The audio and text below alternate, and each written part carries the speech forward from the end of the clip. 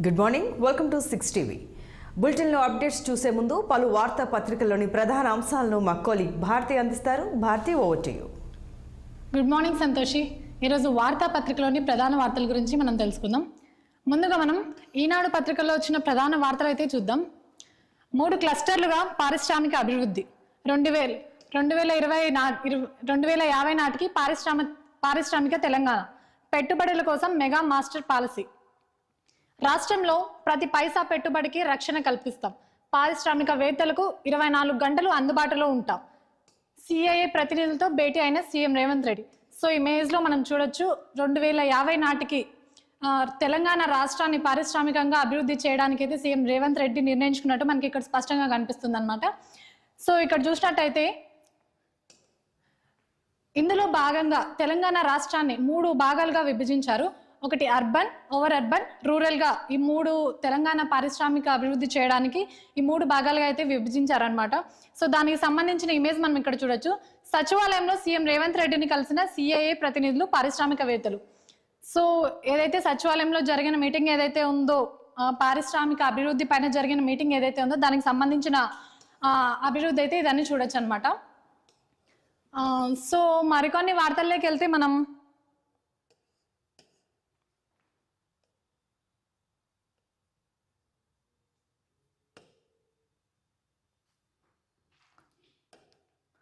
ఇప్పుడు వెలుగులోని ప్రధాన అంశాలు అయితే మనం చూసుకుందాం.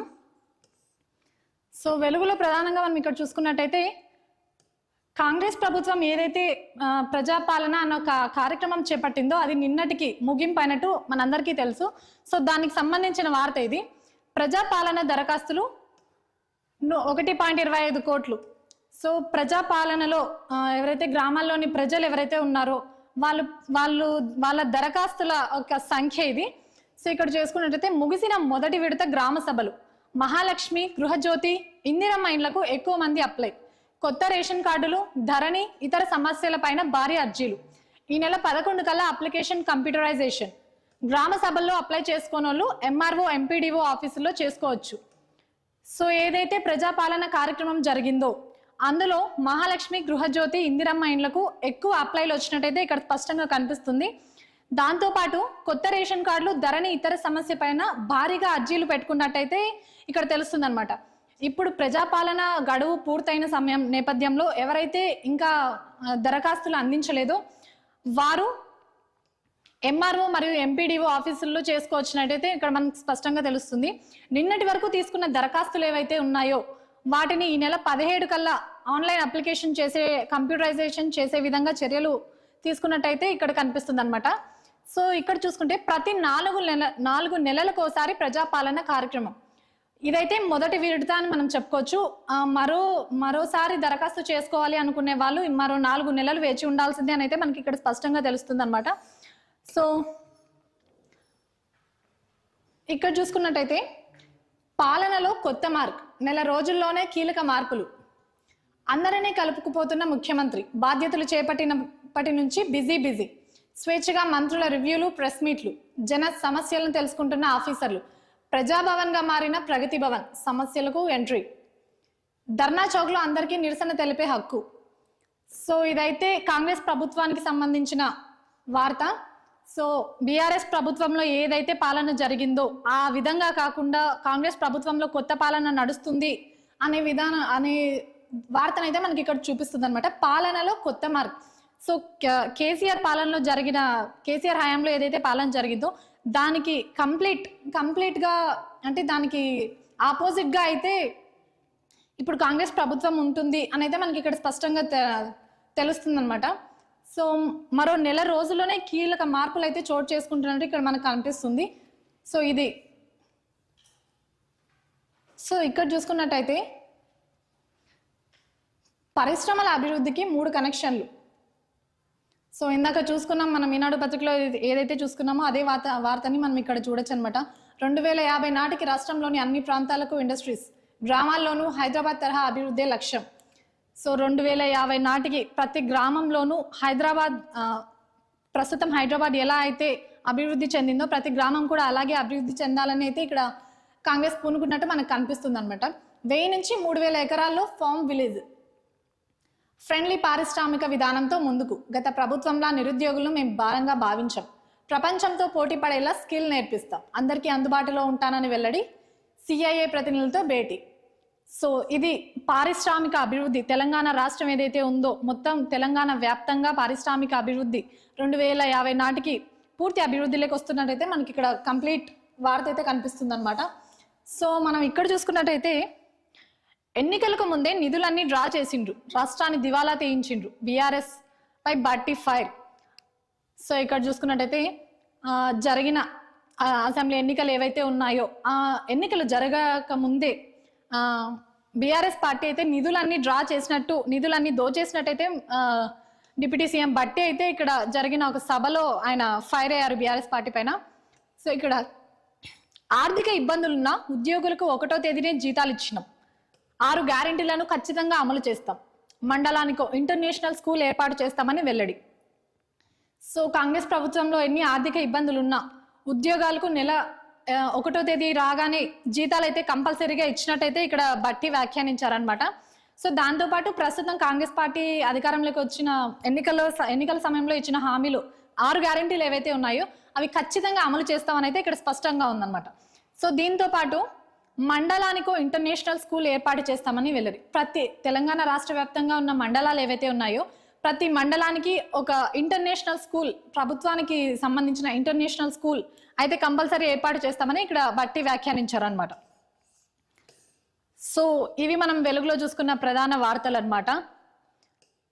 ఇప్పుడు ఆంధ్రజ్యోతిలో ప్రధానంగా వచ్చిన వార్తలు ఏవి ఉన్నాయంటే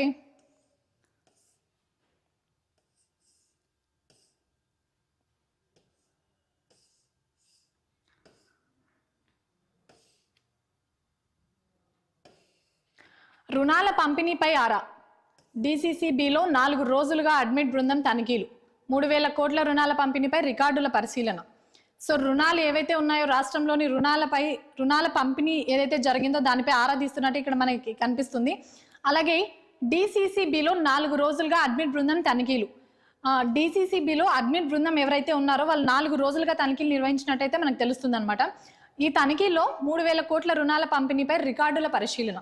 సో తనిఖీలు నిర్వహించిన నేపథ్యంలో 3,000 కోట్లపై పంపిణీపై రికార్డులు పరిశీలిస్తున్నట్లయితే మనకి ఇక్కడ స్పష్టంగా కనిపిస్తుంది అనమాట.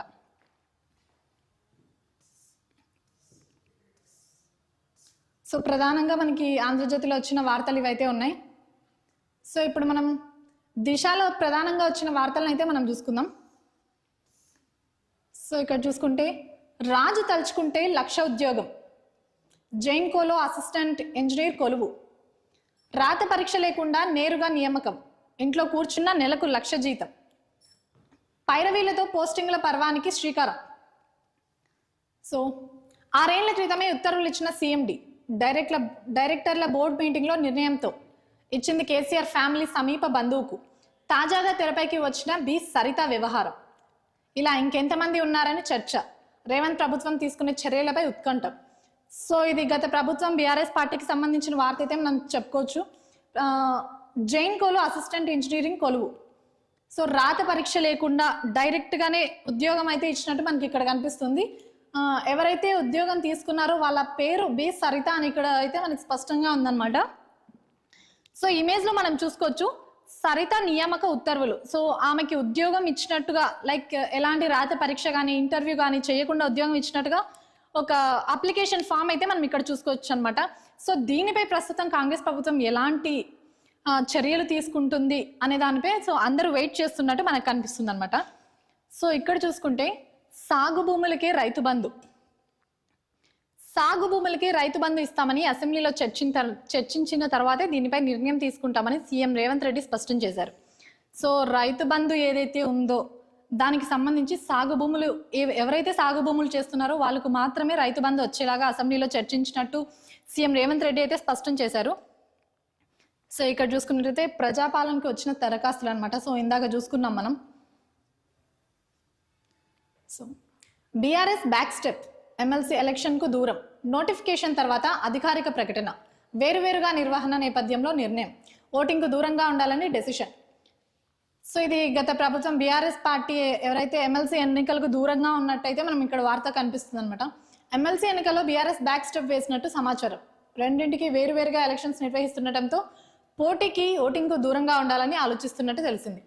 సో ఎమ్మెల్సీ ఎన్నికలు ఏవైతే ఉన్నాయో రెండిటికి వేరువేరుగా అయితే ఇప్పుడు కేంద్ర ఎన్నికల సంఘం వేరువేరుగా నిర్వహిస్తున్నట్టు మనకి స్పష్టం చేశారనమాట. సో దానికి సంబంధించి ఎన్నికలకు ఎమ్మెల్సీ ఎలక్షన్స్కు బీఆర్ఎస్ దూరంగా ఉంటుంది అని అయితే ఇక్కడ మనకి కంప్లీట్ సమాచారం అనమాట. సో ఇక్కడ చూసుకున్నట్టయితే పెద్దపల్లిలో కష్టమే, ఈసారి ఓటమి తప్పేలా లేదు. లోక్సభ సన్నాహక సమావేశంలో బీఆర్ఎస్ నేతలు ఓపెన్ టాక్. సో పెద్దపల్లిలో ఈసారి గెలవడం కష్టమే అన్నట్టయితే మనకి ఇక్కడ స్పష్టంగా ఉందన్నమాట. ఈసారి ఓటమి తప్పేలా లేదు అని బీఆర్ఎస్ నాయకులు ఎవరైతే ఉన్నారో వాళ్ళు అలానే ఫిక్స్ అయినట్టు మనకి ఇక్కడ కనిపిస్తుంది అనమాట. సో మరి బ్యానర్ వార్తల్లోకి వెళ్తే 13 నుంచి సంక్రాంతి సెలవులు, 16వ తేదీ వరకు, 17న కాలేజీలు రీఓపెన్ ప్రకటించిన ఇంటర్ బోర్డ్. సో తెలంగాణ వ్యాప్తంగా సంక్రాంతికి సంబంధించిన సెలవులు అయితే మనం ఇక్కడ చూస్తున్నాం అనమాట. సో ఇంటర్ బోర్డ్ ప్రకటించింది.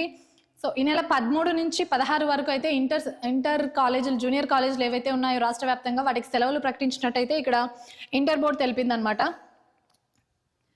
సో చూసారుగా, ఇవి వార్తల్లోని ప్రధాన అంశాలు. మరిన్ని వార్తా విశేషాలు మా కొలీగ్ సంతోషి అందిస్తారు. సంతోషి.